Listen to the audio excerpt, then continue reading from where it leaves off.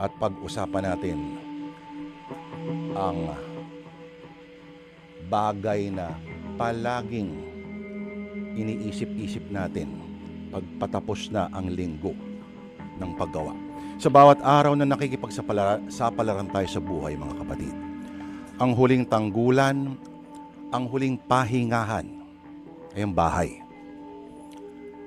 Pero higit pa sa anumang bahagi nating bahay, may isa at iisang kagamitan ng sentro ng ating pahinga. Ang natatanging hinahanap ng pagod nating mga kalamnan. Hindi yan omega painkiller, hindi rin ang tawag doon, yung kinakabit na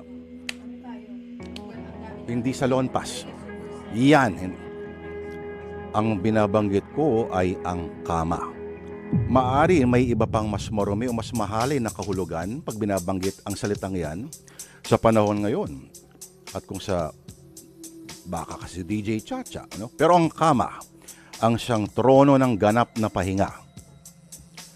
Sa 8 oras sa yakap niya ay malalim na tulog ang kanyang dinudulot para muling ihanda ang mga sarili natin sa susunod na araw ng pakikibaka. Pero ang kama ay hindi palaging kakampi.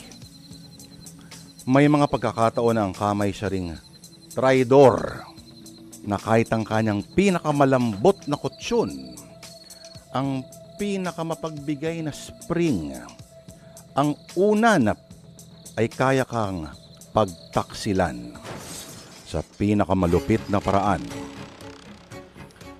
At ito ang mga pagkakataon na sa iyong panaginip ay parang may nangyayari ng katawan mo na lang ay hindi makahinga hanggang sa hindi ka na umabot ng buhay sa umaga. Isang misteryosong proseso na hanggang ngayon ay patuloy pa ring sinisiyasat ng makabagong medisina. Na akala dati ng siyensya ay mga pamahiin lamang ng mga matatanda sa probinsya. Namatay sa kanyang tulog, sasabihin nila.